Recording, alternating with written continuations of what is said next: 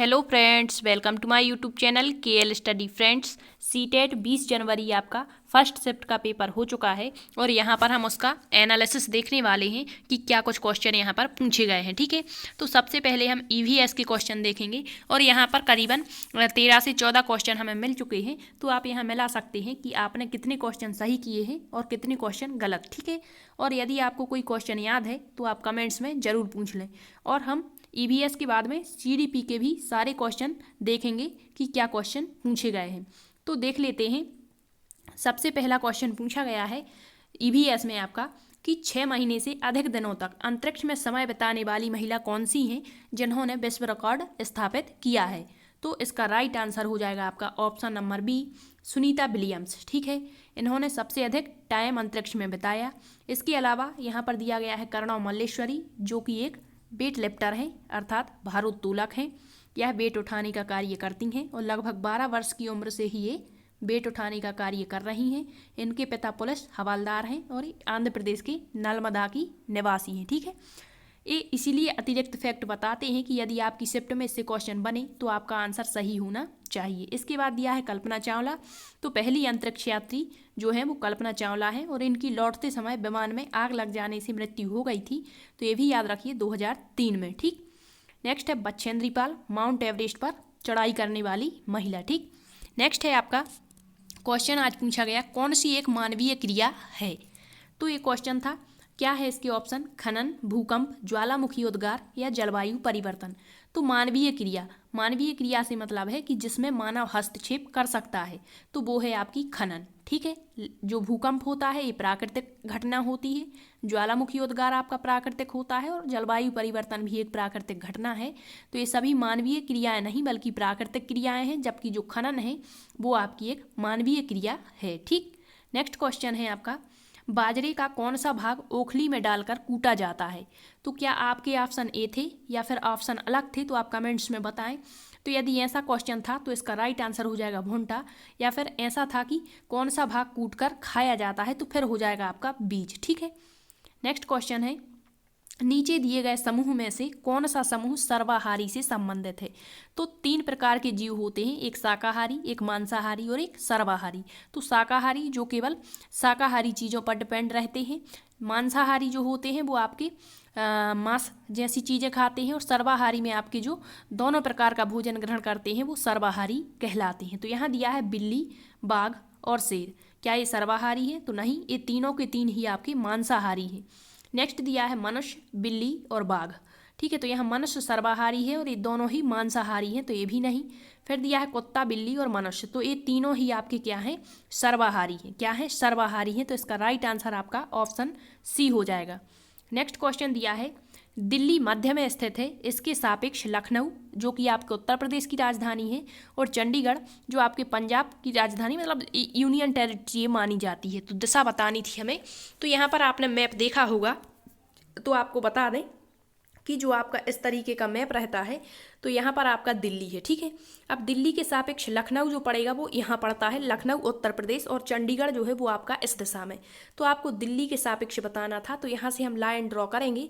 तो पहले पूछा है लखनऊ की स्थिति, तो लखनऊ कहाँ पड़ रहा है, ये हमारी कौन सी दिशा होती है, तो ये होती है हमारी यहाँ पर दक्षिण पूर्व। कौन सी होगी, दक्षिण पूर्व। ये ऑप्शन यहाँ गलत है, आपको बता दें। तो ये हो जाएगी हमारी दक्षिण पूर्व, और ये कौन सी दिशा होती है हमारी, उत्तर पश्चिम। ठीक है, तो उत्तर पश्चिम ऐसा ऑप्शन जहाँ पर भी था वो आपका राइट आंसर रहेगा। ठीक है, इसके बाद नेक्स्ट क्वेश्चन दिया है कि बिल्ली के दांत नुकीले, तेज, धारदार होते हैं, तो बिल्ली होती है, क्या होती है, तो बिल्ली मांसाहारी होती है। ठीक है, दांत जो होते हैं जो नुकीले, तेज, धारदार, वो मांस को काटने और फाड़ने के कार्य में आते हैं। ठीक, नेक्स्ट है आपका मधुबनी चित्रकारी से क्वेश्चन पूछा गया है, किस राज्य में प्रसिद्ध है। तो ये आपके बिहार राज्य में प्रसिद्ध है। आंध्र प्रदेश की प्रमुख चित्रकारी होती है कलमकारी और पोचमपल्ली। राजस्थान की होती है आपकी फाड़ चित्रकारी, और महाराष्ट्र की आपकी बरली और चित्रकाठी चित्रकारी। नेक्स्ट क्वेश्चन, कौन सा एक केंद्र शासित प्रदेश नहीं है। तो वर्तमान में आपकी कितने केंद्र शासित प्रदेश हैं, 8, और राज्य कितने हैं, 28। तो यहाँ पर पूछा गया है कि कौन सा आपका संघ शासित या केंद्र शासित प्रदेश नहीं है।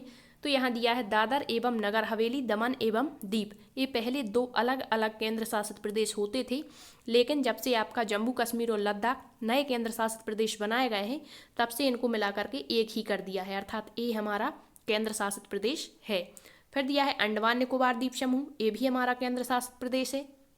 नेक्स्ट है जम्मू कश्मीर, ये भी हमारा केंद्र शासित प्रदेश है, लेकिन यहाँ दिया है मिजोरम जो कि आपका एक राज्य है, और यही हमें बताना था कि कौन सा केंद्र शासित प्रदेश नहीं है। तो राइट आंसर ऑप्शन डी हो जाएगा। यहाँ आपके ऑप्शन चेंज भी रह सकते हैं, ठीक है।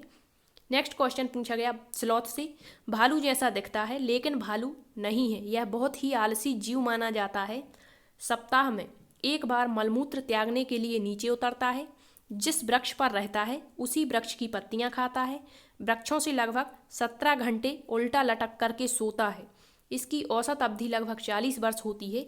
इसके 2 फैक्ट और याद रखिए, एक वृक्ष पर मात्र 5 वर्ष यह निवास करता है और अपने पूरे जीवन काल में केवल 8 वृक्षों पर निवास कर पाता है। तो वह कौन सा जानवर है? तो वो आपका स्लॉथ हो जाएगा, ठीक है।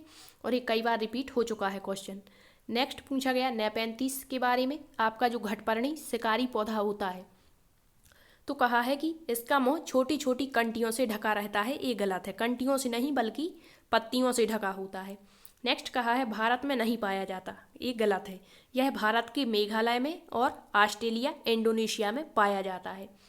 फिर दिया है कीड़े मकोड़ों और चूहों को चालाकी से फंसाकर खाता है, बिल्कुल इसका राइट आंसर यही है। नेक्स्ट दिया है पॉइंट, कीड़े मकोड़ों को आकर्षित करने के लिए उच्च तारत्व की ध्वनियाँ निकालता है, नहीं ध्वनियाँ नहीं निकालता बल्कि यह एक प्रकार की सुगंध छोड़ता है, तो ये भी गलत हो गया। तो इसे मतलब इसमें हमें सही बताना था, तो राइट आंसर ऑप्शन सी हो जाएगा कि जो घटपर्णी पौधा है वो कीड़े मकोड़ों और चूहों को चालाकी से फंसाकर खाता है। आपसे पूछ सकता है कि कौन से और शिकारी पौधे हैं, तो यूट्रिकुलेरिया, ड्रोसेरा, बीनस और आपका घटपर्णी, ये सभी शिकारी पौधे कहलाते हैं। नेक्स्ट क्वेश्चन जैव विविधता दिवस पूछा गया है, तो ये 22 मई को मनाया जाता है। पिछली शिफ्ट में आपका जल दिवस पूछा गया था, ठीक है, जो 22 मार्च को मनाया जाता है। नेक्स्ट बाष्पीकरण से क्वेश्चन बना है कि जो गीले कपड़े हैं वो सूख जाते हैं सबसे ज़्यादा, तो इसमें किस विधि का सबसे जल्दी, ठीक है, तो इसमें किस विधि का प्रयोग होता है, तो वो बाष्पीकरण विधि आपकी होती है। बाष्पीकरण से एक शिफ्ट में और क्वेश्चन पूछा गया था दूध का पाश्चुरीकरण से संबंधित, ठीक है। नेक्स्ट आज ट्रेन से भी क्वेश्चन बना है, एग्जैक्ट क्वेश्चन नहीं पता, यदि आपको क्वेश्चन पता है तो आप कमेंट्स में जरूर पूछें। अब हम देखते हैं सीडीपी में पूछे गए क्वेश्चन। तो सीडीपी में जीन प्याजे से 2 क्वेश्चन पूछे गए हैं, आपके वाइगॉस्की से 2 से 3 क्वेश्चन ऑल सब्जेक्ट में मिला करके पूछे गए हैं। तो सारे क्वेश्चन आज हमें यहाँ मिल चुके हैं, तो देख लेते हैं क्वेश्चन क्या है जीन प्याजे का। पहला क्वेश्चन पूछा गया कि जीन प्याजे की किस अवस्था में बालक रचनात्मक कार्य करने लगता है, तो यहाँ रचनात्मक कार्य की बात की गई है, तो ये इनकी दूसरी अवस्था होती है पूर्व संक्रियात्मक अवस्था, जो 2 से 7 वर्ष की होती है। इसमें बालक रचनात्मक कार्य शुरू कर देता है, ठीक है। नेक्स्ट क्वेश्चन पूछा गया पुरानी जानकारी में नवीन अनुभवों को शामिल करना जीन प्याजे के अनुसार क्या कहलाता है, तो आपका ये समावेशन है, इसमें कोई बदलाव नहीं किया जा रहा है, ठीक है। नेक्स्ट क्वेश्चन पूछा गया वाइगॉस्की से बच्चा सामाजिक और सहयोगात्मक तरीके से सीखता है किसके अनुसार। अब ऑप्शन दिए होंगे आपके कि वाइगॉस्की के अनुसार, अगला ऑप्शन होगा जीन प्याजे के अनुसार, कोहल वर्ग के अनुसार। तो सामाजिक और सहयोग की बात यदि करता है तो वो वाइगॉस्की महोदय हैं, और इन्होंने कई टर्म दिए हैं, तो इनके टर्म भी आप याद रखिए, जैसे ZPD क्या होता है, ठीक है, जोन ऑफ प्रॉक्सिमल डेवलपमेंट, कभी कभी पूर्ण रूप इसका पूछ लेते हैं, ठीक है। इसे हिंदी में समीपस्थ निकटस्थ विकास या संभाव्य विकास का क्षेत्र कहते हैं। इसके बाद इन्होंने इसके फोल्डिंग कहा, इसके फोल्डिंग अर्थात जो शुरुआत में की जाने वाली बच्चे की अस्थायी सहायता होती है। एक इन्होंने MKO टर्म दिया, इसका फुल फॉर्म होता है मोर नॉलेजेबल अदर, अर्थात जो बच्चा है वो अधिक ज्ञानवान व्यक्तियों से ही सीखता है, ठीक है। और जो वाइगॉस्की हैं वो कहते हैं कि भाषा पहले और विचार बाद में आते हैं, और इन्होंने बच्चे के स्वयं से बात करने को क्या कहा है, तो इन्होंने प्राइवेट स्पीच कहा है, निजी वार्ता जिसे कहते हैं, ठीक है। नेक्स्ट क्वेश्चन आपके लॉरेंस कोहल वर्ग। तो ये 4 टॉपिक इतने मतलब यहाँ पर इम्पोर्टेंट है कि यहाँ से हर बार 2 से 3 क्वेश्चन एक टॉपिक से बनते हैं, तो आप इनको अच्छे से कवर कर लें। पूछा गया लॉरेंस कोहल वर्ग से कि लॉरेंस कोहल वर्ग के सिद्धांत के अनुसार किसी कार्य को इसीलिए करना क्योंकि दूसरे उस कार्य को करने की हमें स्वीकृति देते हैं नैतिक विकास के डैश चरण को दर्शाता है। तो इन्होंने नैतिक विकास के कितने चरण बताए हैं, स्तर की बात करता है तो 3 स्तर बताए हैं, और अवस्थाओं की बात करता है तो टोटल 6 अवस्थाएं बताई हैं, ठीक है। तो इनके जो तीन स्तर हैं वो कौन कौन से हैं, तो एक तो पहला है इनका पूर्व परंपरागत स्तर, जिसे हम पूर्व प्रथागत स्तर कहेंगे। दूसरा होता है परंपरागत स्तर, जिसे प्रथागत स्तर कहेंगे। और तीसरा होता है पश्च परंपरागत स्तर, जिसे पश्च प्रथागत स्तर कहते हैं। ठीक है, तो इसका राइट आंसर जो होगा वो प्रथागत स्तर होगा। क्यों? क्योंकि आपको पता होना चाहिए कि जो नैतिकता है, पहले स्तर में नैतिकता जो होती है वो इसके माता पिता के द्वारा इसको दी जाती है, या यहाँ ये कह सकते हैं कि अभाव होता है, लेकिन शुरुआत भी यहीं से हो जाती है। दूसरा जो स्तर होता है प्रथागत, इसमें इसमें आपके पड़ोस समाज के द्वारा नैतिकता की बातें सिखलाई जाती हैं। ठीक है, तो यही पूछा है कि दूसरे कार्य को अनुमति करने की दे रहे हैं, तो कौन सा स्तर होगा इनका? दूसरा स्तर, जिसे हम प्रथागत या परंपरागत स्तर कहते हैं। ठीक है, नेक्स्ट क्वेश्चन, बालक के संपूर्ण अर्जित ज्ञान एवं सर्वांगीण ज्ञान का समावेश किस में किया जाता है या किस में संचित करके रखा जाता है, तो वो होता है आपका पोर्टफोलियो। अब एक होता है एनेक्डोटल रिकॉर्ड और एक होता है पोर्टफोलियो। तो बच्चे ने जीवन भर में क्या उपलब्ध किया और वो क्या करता जा रहा, उसके पढ़ने के साथ साथ उसके दैनिक जीवन से संबंधित सारे लेखे जोखे को जिस फाइल में रखा जाता है वो पोर्टफोलियो होती है। लेकिन जो एनेक्डोटल रिकॉर्ड होता है उसमें केवल विशिष्ट चीज़ों को ही रखा जाता है, इनमें इतना ही अंतर होता है। ठीक, नेक्स्ट क्वेश्चन आपके हार्वर्ड गार्डनर से पूछा गया कि जो हार्वर्ड गार्डनर ने बहुबुद्धि का सिद्धांत दिया है यह किस पर जोर देता है, तो यह बुद्धिमत्ता की विभिन्न दशाओं पर जोर देता है, क्योंकि इन्होंने बुद्धि के कई प्रकार बताए हैं। कितने? लगभग 9 प्रकार इन्होंने बताए हुए हैं, और सभी व्यक्तियों में 9 की 9 बुद्धियाँ होती हैं, लेकिन एक बुद्धि इतनी ज़्यादा विकसित हो जाती है। वो क्यों विकसित होती है? क्योंकि उसके प्रति उसको वातावरण मिलता है। ठीक है, जैसे लता मंगेशकर को संगीत के प्रति अच्छा वातावरण मिला तो उनकी संगीतात्मक बुद्धि सबसे ज़्यादा विकसित हो गई। ऐसा नहीं है कि अन्य बुद्धियाँ उनमें नहीं हैं, लेकिन सबसे ज़्यादा विकसित कौन सी बुद्धि हुई? संगीतात्मक बुद्धि। इस कारण से वो संगीत के क्षेत्र में गई। ठीक है, इसी तरह से जैसे एक गणतज्ञ है, तो गणतज्ञ के पास में हैं तो सारी बुद्धियाँ, लेकिन तर्क की क्षमता उसमें ज़्यादा होती है, क्योंकि उसको तार्किक बुद्धि का वातावरण अधिक मिला होगा। इसी तरह से अन्य, जैसे एक रचनाकार हो गया, ठीक है, तो उसको भाषाई बुद्धि अच्छी मिली होगी। ठीक है, स्थानिक बुद्धि के का वातावरण मिला होगा। तो इस तरीके से, ठीक है, तो हार्वर्ड गार्डनर के बहुबुद्धि सिद्धांत से हर बार क्वेश्चन बन रहा है, तो याद रखिए। ठीक, नेक्स्ट है समावेशी शिक्षा से क्वेश्चन पूछा गया कि समावेशी शिक्षा कक्षा में डैश पर जोर देती है, तो यह विविधता का उत्सव मनाती है। मतलब सभी बच्चों को, चाहे आपके सामान्य बच्चे हों या विशिष्ट बच्चे हों, सभी को एक साथ लेकर के चलती है। और इसमें जो विशिष्ट बच्चे होते हैं पढ़ते तो समान बच्चों के साथ ही हैं, लेकिन उनको कुछ अतिरिक्त सुविधाएं इसमें प्रदान की जाती हैं। तो बच्चों को उनके सामर्थ्य के अनुसार अवसर देना चाहिए कि कौन से बच्चे में क्या सामर्थ्य है, और उसको उसका अवसर देना चाहिए, ना कि चुप कराकर बैठाना होगा। ठीक है, तो यही होती है समावेशी शिक्षा।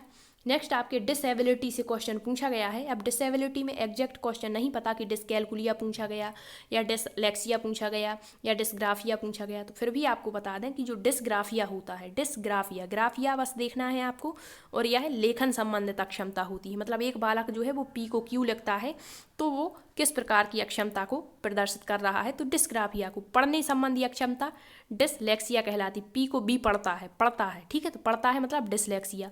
और डिसकैलकुलिया जो होती है आपकी गणितीय अक्षमता कहलाती है। नेक्स्ट आपके एनसीएफ 2005 से क्वेश्चन पूछा गया और एनईपी 2020 से भी क्वेश्चन पूछा गया है। ठीक है, तो ये क्वेश्चन आपके किसके हो गए? सीडीपी के।